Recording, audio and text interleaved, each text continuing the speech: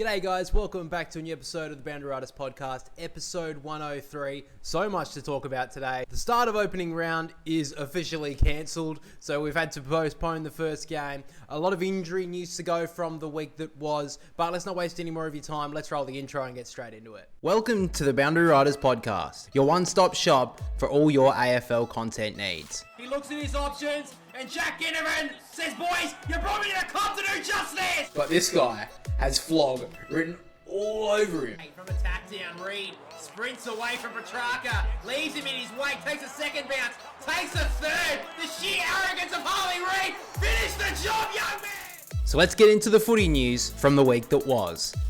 So my brother is with me as always, and I don't know if it's Mother Nature, but someone doesn't want opening round to go ahead. Someone doesn't want football to go ahead this year. Maybe the weather gods have spoken to the footy gods and decided that it's not a good thing To have opening round. Well, if you don't know, I'm sure all of you do by now, but the Brisbane Geelong game and the Gold Coast Essendon game have been postponed. Unsure at this stage if they've announced when exactly they will be played. We're recording this Tuesday evening, but at this stage they have not announced when the games are going to be played, but they just have delayed them for the near future at this point. My understanding is the Brisbane v Geelong game, they're expecting that it could either be on the Sunday, but I think that's more likely not going to be the case now, and it's more likely going to be round 3. When both of them have the bye. Now, Gold Coast Essendon, who the fuck knows when they're going to play? Because they don't have the same bye, and they can't. They're going to have to squeeze them in some point. Just a whole mix-up. Yeah, I mean, I guess this is the time of year when we have these sort of weather issues up in Queensland.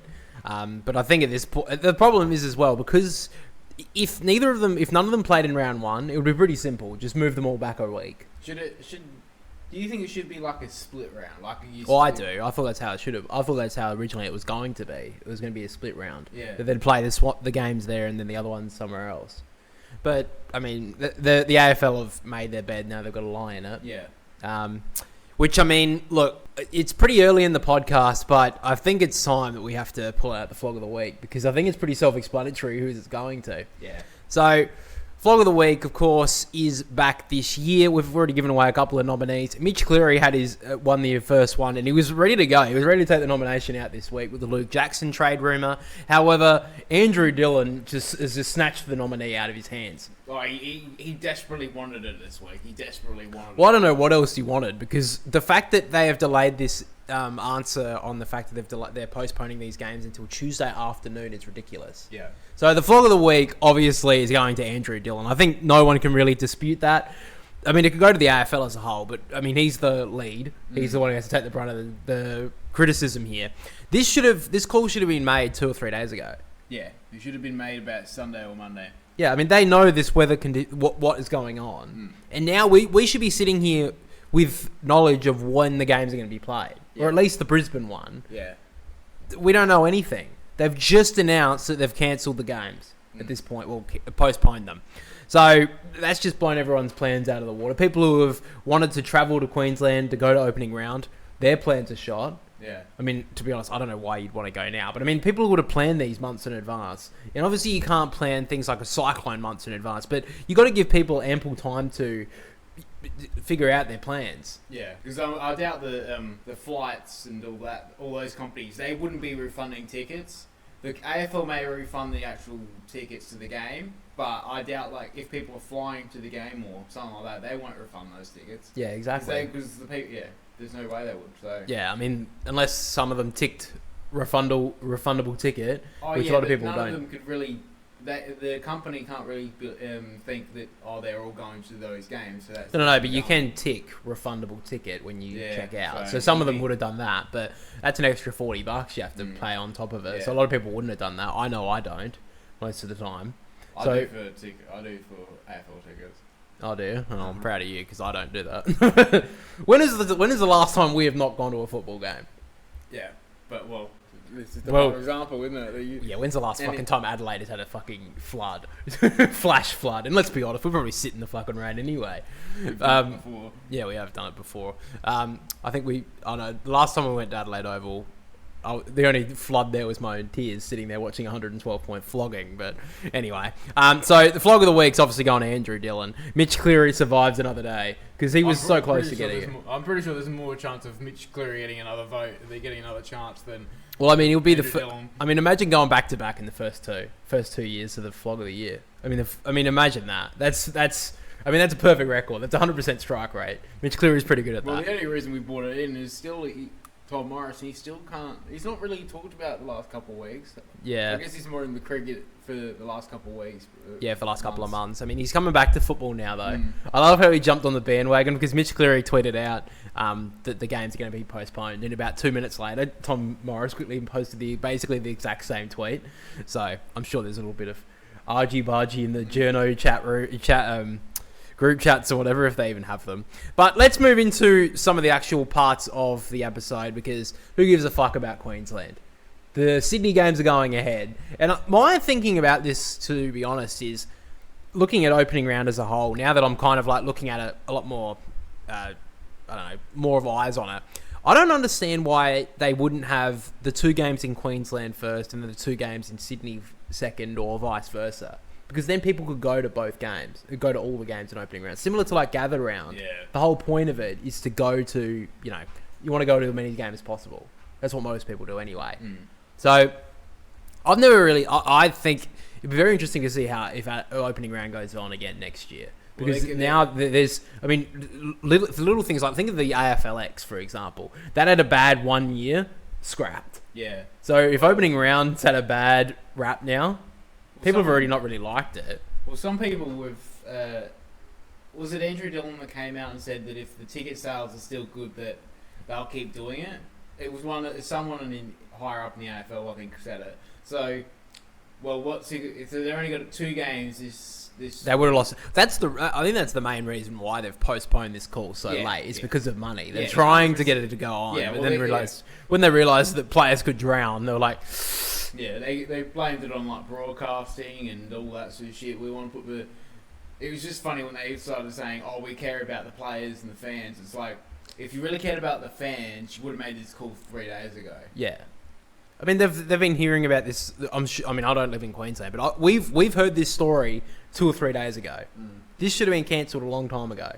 But they've waited till Tuesday afternoon, the latest basically they could at this point. And now they're like, oh, we made the call. We care about our players and the fans. No, you fucking don't. Look, I mean, at the end of the day, I don't mind that they've cancelled the first game, because the first game we've got is Sydney v Hawthorn, a very good contest coming up. Now, we did talk about it in the tips. We will be adding the tips clip a little bit later in the episode anyway. But I do think they should have just gone with a split round. And I wouldn't be surprised if next year they do an opening round, but they just split it up. Yeah, I think that's the most logical way to do it. So then you knock out, you don't have any buys. Yeah, early round buys, exactly. Yeah, early round buys, which is always been stupid, because the fact is that if you play teams like, if you play teams that don't play in the first week, you have an advantage because you've had match fitness. Yeah, exactly. Let's get into some news throughout the week. So, first big news that came through today was great news for Fremantle.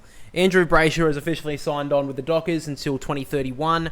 Fremantle are building something up there. I mean, you don't want to say they need to win a premiership, and they, should be, but the window's open, and it's open for a few years now. It's open now. Like, they are in the window. I mean, they've got players signed to 2029, like 6 of them now, and all of them are like A-graders. Yeah. You're thinking Young, Sarong, Brayshaw, Jackson, who's leaving apparently. Darcy. Well, I mean, Darcy never gets on the field. I mean, if they do get rid of Jackson, at least Darcy will be able to find a position to play now. But anyway, Freo are building something up there, and they have to at least be on the doorstep of a prelim final spot, at least this year, I think. Yeah, you'd think so.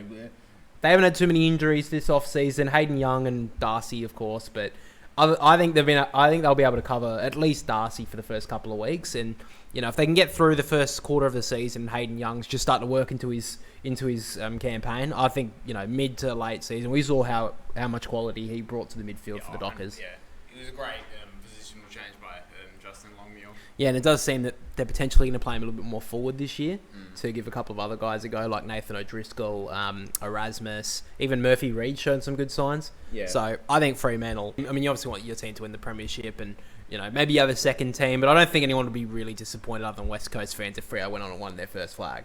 Yeah. I mean, I'd love to see it anyway. Now, moving to some injury news, and fucking hell. I mean, you'd think maybe that because we're getting to the last week of match simulations and the week before the first round, or opening round, that we would have some less amount of injuries. Fuck no. I mean, every single player is getting taken down. We saw Mitch McGovern pull his hamstring, and Daniel Gorringe made that a TikTok saying that someone sniped him. I mean, that looked like there was nothing involved in that, and he got, but his hammy just went. I mean, looking at the injuries that we've found out basically in the last 7 days, you got Mitch McGovern with a hamstring. I don't know when he's going to return. Looking at the Giants, you got Jake Stringer and Jesse Hogan going to be missing opening round, missing maybe the first couple of weeks. At the Gold Coast, David Swallow's going to be out for 8 weeks for the PCL injury. Mac Andrews a test for opening round. Well, I mean, he doesn't have to worry about opening round now. Well, he's got another week to recover now. Yeah, thank God. Hopefully his house doesn't get flooded. But, I mean, other than that, he'll be fine. Well, I mean, he's got a bit of a sternum issue, so hopefully the water doesn't get too high. He may have a couple of issues with swimming, with breathing issues, but I'm sure Mac will be fine. Bontempelli out for 6 weeks with a calf. Oh, it's only precautionary. Fucking liar. He's out for 6 weeks with a precautionary calf issue. Fucking lies. Anyway, Hayden Young's going to be missing round 1 with his hamstring. Jacob Van Rooyen, he's a test with back spasms. I think he'll be okay, but he's got an extra week. Mitch Owen's got pushed in the back by Miles Bergman, absolutely sniped him. He did a shoulder. He is a test for round 1, but unknown at this stage. Max King looking more and more likely that he's going to be missing the early rounds of the season with his knee injury. Zach Butters 6 to 8 weeks with a knee. He's not. That's very disappointing.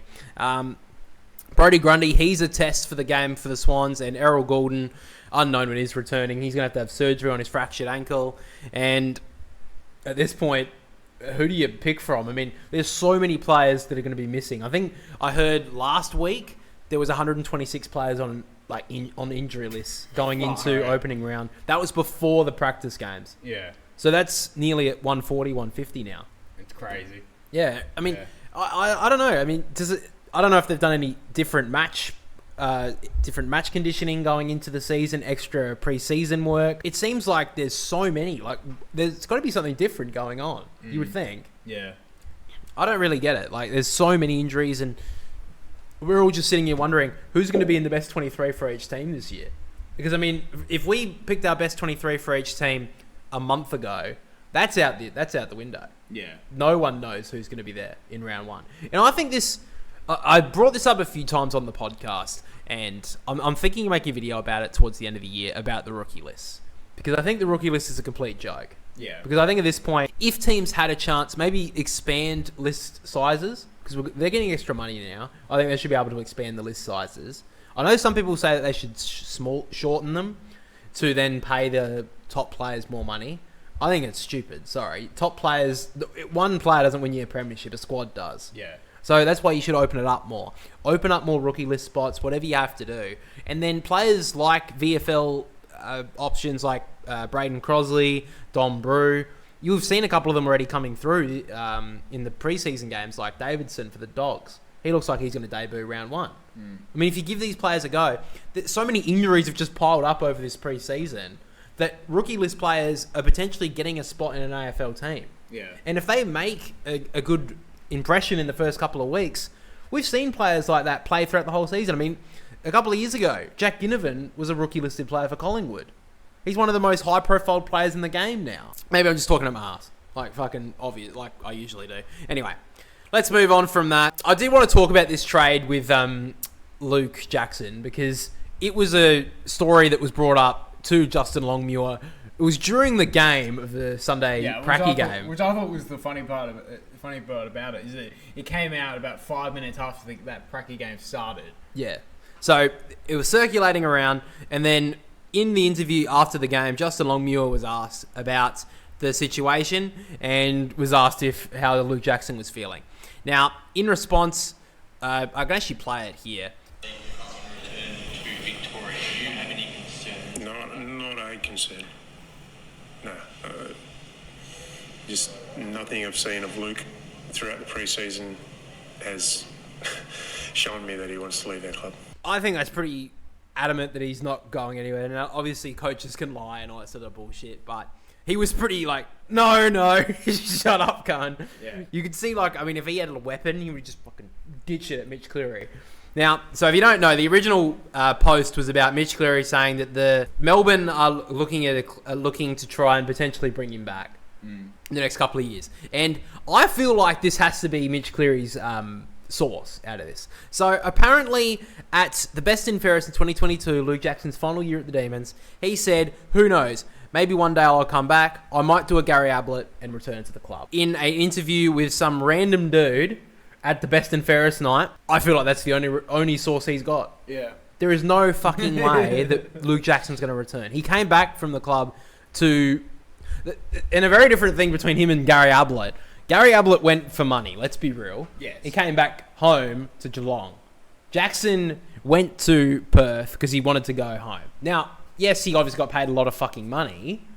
I mean, that's a big go-home factor as well. Yeah. Oh, I guess I'll go home after getting paid $1 million a year. Why wouldn't you? Yeah, I mean, I don't think Melbourne were offering him that much because they wouldn't have, because Max Gawn was there. But the fact that he's sitting there saying that there's an opportunity that Melbourne are looking at him to potentially come back, no, there is no fucking way. And Mitch Cleary did this last year too. He did, and he won the Flog of the Year award because of it. If you don't remember, he made the trade rumour. He won't call it this because he was like, oh, the Crows were just, talking to his management. Yeah. But you know what you're fucking doing? You're making up a trade rumour out of... I mean, how many do you think is... Let me get to it and then I'll have my rant. He made the point that the Crows were looking at Patrick Dangerfield to return to the club. They wanted more senior bodies there and they were inquiring about Paddy Dangerfield's future plans. Paddy Dangerfield, a few days later on Channel 7... when he was on commentary, he said, no, I'm not going to the Crows. Basically, because Mitch Cleary asked him, what's your future plans? He said, I'm not going to the Crows, mate. And Mitch Cleary, cowered off away. Cowered under his little tent. Yeah, cowered and walked off. So this is basically what he's doing now. Making a point of like, oh, there's been inquiries about Luke Jackson from Melbourne or whatever. Like, this could mean... I think this could mean anything from... A Melbourne former teammate messaged him and said, glad you got out of here when you did. How you doing? When you come down to Victoria next, you want to go for a coffee? Oh, well, he's obviously meeting up to join Melbourne then. Yeah. So, that's just a bunch of bullshit. He was very close to winning it this week, but Andrew Dillon just had to postpone all these calls about the opening round. Yeah. So... good on you, Andrew, for winning that fight, you fuck knuckle. Anyway, let's move on. So I think it's about time now we get to our tips for this week. So we have put the clip up already, but we will shove it into the podcast right now so you guys can find out the preview for opening round. Now, just disregard the Brisbane v Geelong game and the Gold Coast v Essendon game talk. I mean, I'd still listen to it because I think there's some good insight into those teams going into the season. But we do have the tips for the Sydney v Hawthorn game and the Giants v Collingwood game. So, guys, footy is finally back. The real stuff. Forget about the pracky games and all that sort of stuff, the injury-ravaged pracky games. We are into some real AFL football. And on Thursday, we have Brisbane up against Geelong. Now, there is a little bit of conjecture as to the fact of if this game will go ahead, but we will keep to the fact that the game is scheduled to go on Thursday night. Now, both the Lions and the Cats won only one of their pracky games and lost the other one. Now, it's a little bit hard to say with Brisbane because they had that tri-series pracky games. I wouldn't take too much concern into that one. However, against the Crows, it seemed like they had that game won, but kind of took the foot off the gas in the final 20-odd minutes and lost that game against the Crows. So I don't have too many concerns about the Lions at this stage. I will be very interested to see how the Lions line up forward. Ty Gallop did play in both the practice games for the Lions. There is Sam Day going to take that role, and Eric Hipwood did come back in that second practice game. So I'm expecting at this stage to go with Sam Day and Eric Hipwood, and then Logan Morris as the other. I think Ty Gallop will stay out of the team for the first first couple of weeks, probably get some VFL games into the guy, and then maybe potentially come in after round 4 or 5. But at this stage, I think the Lions are going to line up pretty similar to the team that they had in the practice game against the Crows. Maybe a couple of players going out. Really excited to see Levi Ashcroft's first game as a Lion. And on Geelong's point of view, Bailey Smith should be back. I would be very surprised if he's out of opening round. And I'm very interested to see how the Geelong midfield lines up with Max Holmes, I'm expecting in there, and Sam de Koning as the new ruckman. So getting to my tip for this game, I am picking the Lions by 7 points over the Cats. Now on ESPN's tipping app, they are saying that 88% of people are going with the Lions. I think this is going to be a much closer contest than that. I give Geelong a real chance here. For the fact that the Lions are coming off a premiership, some premiership teams don't tend to have the greatest starts to the season. However, I think with Brisbane being at home, that's why I'm giving them the edge. However, my brother is going with Geelong. So that's his tip for this week. I'll be going through his tips throughout today's video as well. Now, if you guys don't know, every single Thursday night this year, we will be doing the live stream for the AFL. So we've done the live streams for the Pracky games the last few weeks, but the first AFL official live stream will be Brisbane v Geelong this week. So get excited for that. Make sure to join us. If you don't want to listen to the 7 commentary, or if you don't have KO, make sure to join us. But before we go any further, a message from me. If you guys enjoy the content and you want to see more, then make sure to become a member on the channel today. For just $4 a month, you can get early access to video essays, access to live recording to the Boundary Riders podcast, along with exclusive stream perks and much more. And something that I'm super excited to introduce to channel membership this year is the members vote. Every week with the review, you can cast your vote to have your say on the Boundary Riders medal. So for all that and more, click the link down below, and for the added bonus of getting an extra inch onto your member, then do it now. But anyway, let's get back into the content. Next up, we have the Swans up against Hawthorn Friday night. Massive contest, of course. Hawthorn coming off a massive end to 2024. Hawthorn are set to be the real risers this year. In their pre-season, though, they didn't win either of their practice matches. They came close against Geelong and then came close against the Bulldogs. However, they couldn't win either of those games. Now, you can't take match simulations and practice games into it too seriously, but they didn't really look as good as I thought they would be. Now, of course, I do think they did take the foot off the gas in that final game against the Bulldogs, because the Dogs obviously have an extra week of break, while Hawthorn go straight into the opening round. So I do think that Hawthorn have a bit of a chance here against the Swans. On the Sydney's point of view, I'm very interested to see how they line up forward. Tom McCartan didn't have a very good match simulation, but in his Community Series game against the Gold Coast, kicked 4 goals. It does seem now that the Swans are persisting with Tom McCartan up forward. I'm still 50-50 on it. The one thing that I will say is, though, he is such a battler, he's such a competitor, he won't let the ball be marked by a defender easily, which is probably Logan McDonald's weakness, and even Hayden McLean to an extent. McCartan will compete to the end, but those two may just take a step back every 2 or 3 contests. So that's why I'm thinking that Tom McCartan could be a great move up forward. Had a good game against the Gold Coast, so hopefully he can continue that form for Swans fans and for me as well. But unfortunately, the Errol Goulden injury fractured his ankle. I would be very surprised if he plays the first half of the season at all. Really disappointing for the Swans, but I think Angus Sheldrick takes over in the midfield. I think maybe they do some shuffling of the few players. Justin McInerney gets more of a role on the wing, and I think the Swans will be able to cover Goulden okay. Obviously, you can't cover him fully, but I do think there is some cover there for the Swans. I will be going with Sydney, the fact that it is at the SCG, and the fact that the Swans have shown some good signs in this off-season. The Swans did rest quite a few players for their game against the Gold Coast, so I do think they'll have some prime players coming back. You got Heaney, Chad Warner, Brodie Grundy's hopefully going to play. So I do think the Swans are bringing back some great players. And I think that Hawthorn will get close, but I think the Swans will win in the end. Now, my brother has also tipped the Sydney Swans. Moving into Saturday afternoon, Saturday evening, it is the Gold Coast up against Essendon. I have gone the Gold Coast Suns. They showed good signs in their first Pracky game. Their second one, not so much. I think they should have done a lot better against Sydney. They had a full-strength side. Sydney had a lot of players out, and the Gold Coast didn't play the greatest. I think they could have done a whole lot more. But in their first match simulation, they showed some really good signs in the Tri-Series game. They did play a full-strength team in most of both games that they played. But I was really impressed by players like Jed Walter and Mac Andrew. Hopefully Mac is there for their game against the Bombers. However, speaking of Essendon, they have been brilliant so far in the 2 games that they played. They won very well against the Bulldogs, and then against Geelong, they backed that up brilliantly. They won both their games pretty convincingly in the end, and despite a lot of talk, including myself, saying that they're going to have a pretty tough year, the Bombers, they've had a pretty healthy list, and the Bombers could do something this game. The main reason why I'm tipping the Gold Coast is the fact that it's up there. If Essendon can continue their form they've had in this pre-season, then by all means, they have a chance here. Kind of lucky how opening round has ended up. The fact that most games, I think, are 50-50. So I think the Gold Coast could have a bit of a challenge against the Bombers here.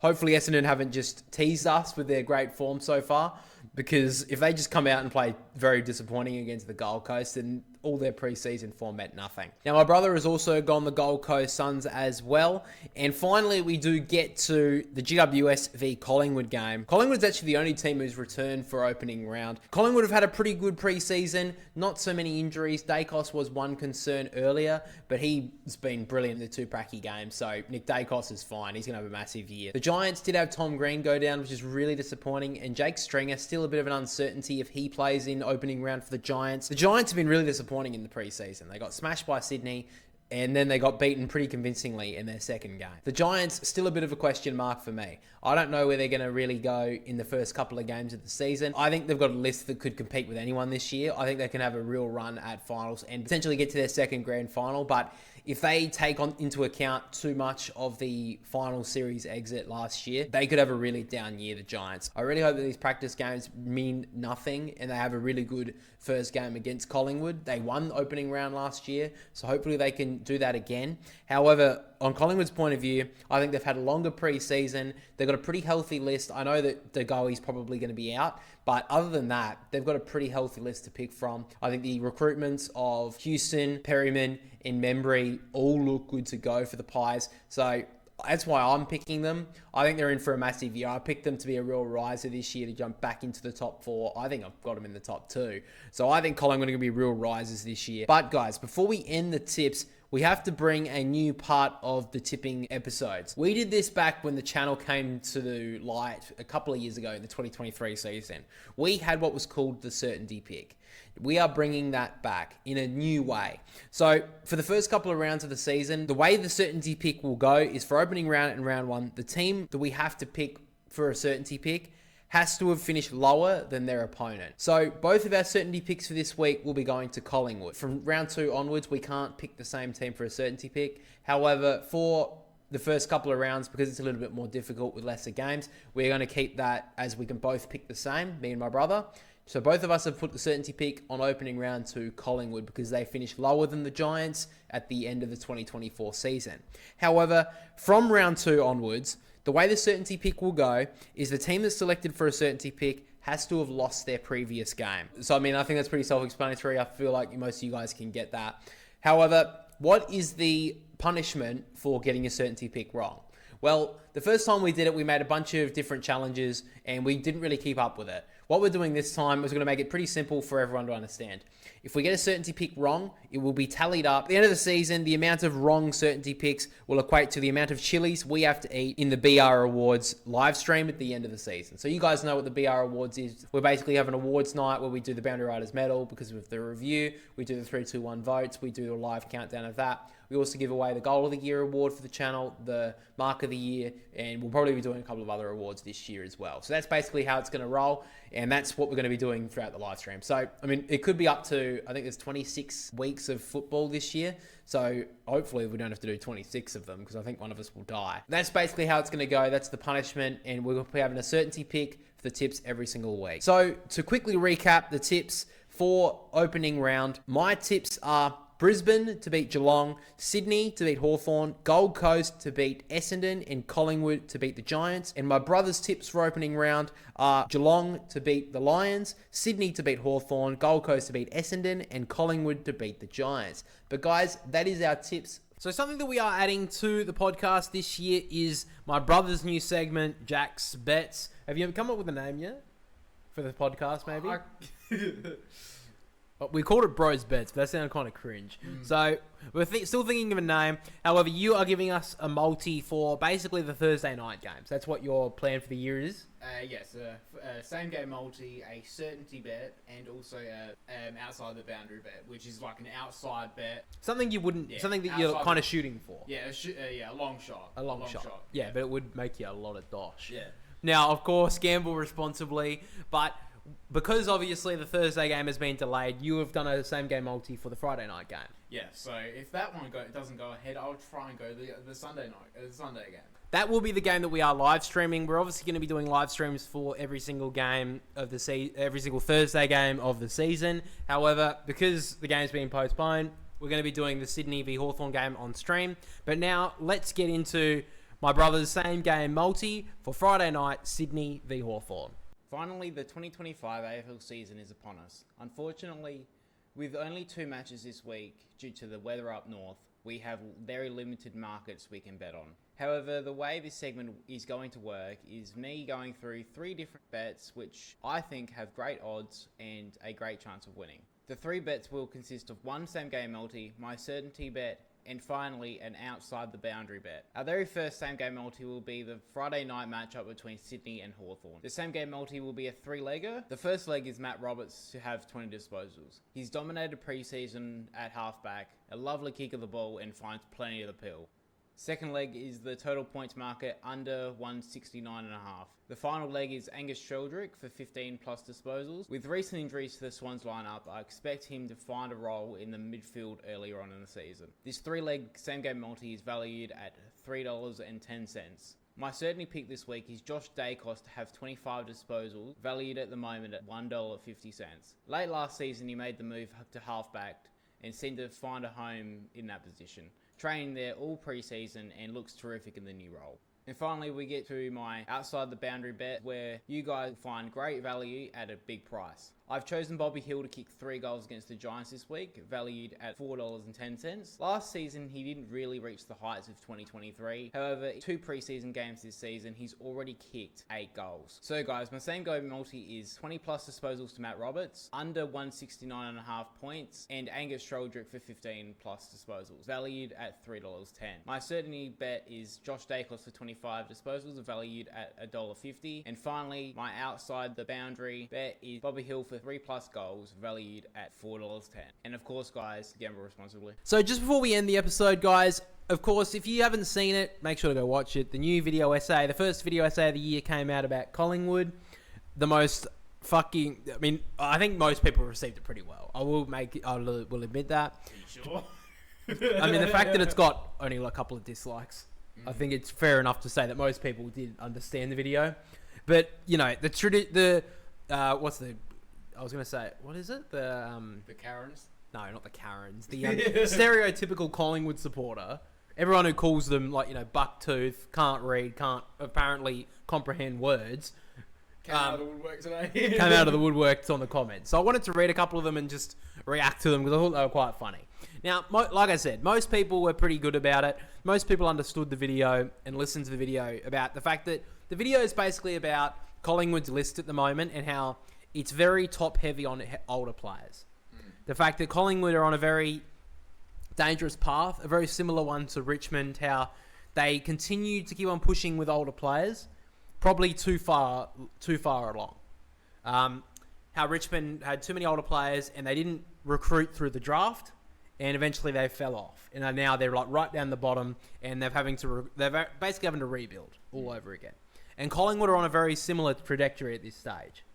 That's basically what the video is about, looking at the list changes and looking how they're trading away future first-round picks and all that sort of stuff to try and keep on going to push for another flag. I respect the fact that they're pushing for another flag. I think their fans would want that. However, not having an eye on the future can be very bad if they don't be careful. Now, a lot of the Collingwood supporters would sit there and say, oh, look at Geelong. And fair enough, Geelong have been very good on keeping the older players without having to rejuvenate through a lot of younger players, most of the time.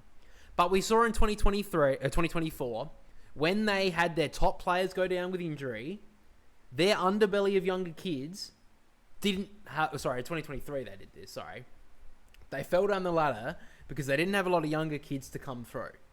Fair enough? Yeah. And then in 2024, these kids came up with the older players that were fit, and they made a prelim final. Collingwood, last year, literally had injuries galore. They had an underbelly of young kids playing, and they finished 9th. And remember where they were a month before the finals, before round 24? They were playing, I think halfway through the year, they were playing players that have never played an AFL game before. And I remember it was like the Bulldogs game. They played like players, like so many players without 50 games of experience. So their underbelly of younger kids, there's not a lot of them. So that's the basic point of the video. Anyway, a couple of Collingwood supporters tend to disregard the words that I was saying and the points that I was making in the video. Where's the first one? Someone called me a Malacca, so apparently they are a 50-year-old Italian mother, because I don't think anyone... Greek mother. So they called me they said that I was full of manure, and so fornicate off. Fornicate? Is that fuck? Are they too scared to swear? Fornicate. I know that's sex, I think. So I think that's what they're trying to say. Well, you can't swear on a YouTube. Well, I mean, the comments still got cut off anyway. It got held for review. So, I mean, I mean, that's funny. So this guy's comment is absolute garbage. Pies proved last week that experience beats youth by 83 points in second gear. Draft is so overrated. First of all, bro, it was a practice game. Now, I don't know if you know this, but Collingwood didn't get 4 points from that game. Neither did Richmond. And by the way, Richmond are the prime example of holding on to older players for too long. And Damien Hardwick, it's partly his fault. I will give it that. They got rid of, I think it was 3 first-round draft picks to pick up Hopper and Taranto. And now look at what they had to do. They had to go with a huge draft hand of going with 7 picks inside the top 24 or something. Because they had to get rid of Rioli, Bolton, and Baker just to bring in these draft picks. And now Richmond are getting beaten by 83 points in a pracky game. And most people are thinking that Richmond won't even win a game this year. I don't think they will. I mean, I think they'll probably win one. Richmond are a prime example of what happens if you neglect the draft. And he goes, oh, the draft is overrated. You're literally playing against the team who neglected the draft, and now they're at the fucking bottom, and potentially could have the worst season in AFL history. Yet the draft is overrated. Fuckhead. Anyway, that's pretty much all I want to say about that. So guys, that's basically all we have for this episode of the podcast, episode 103. If you haven't already, make sure to join our AFL Tipping Comp and AFL Fantasy Comp. The AFL Tipping Comp entries will close on Friday now, so you get an extra day to join up. If you join the AFL Tipping Comp, you have a couple of days to join. You will be winning a $100 gift voucher if you win the Tipping Comp, and you have a good chance to win it because we've only got about 17 people in it, so you got a great chance to win. And AFL Fantasy Comp, you have an extra week to join that one. Do it now anyway. We've got 60 people in there. I was so surprised we got that many people to join the AFL Fantasy Comp, but yeah, so you can see the code on screen right now if you want to join that. You have a week to join that, and you have about a couple of days to join the Tipping Comp.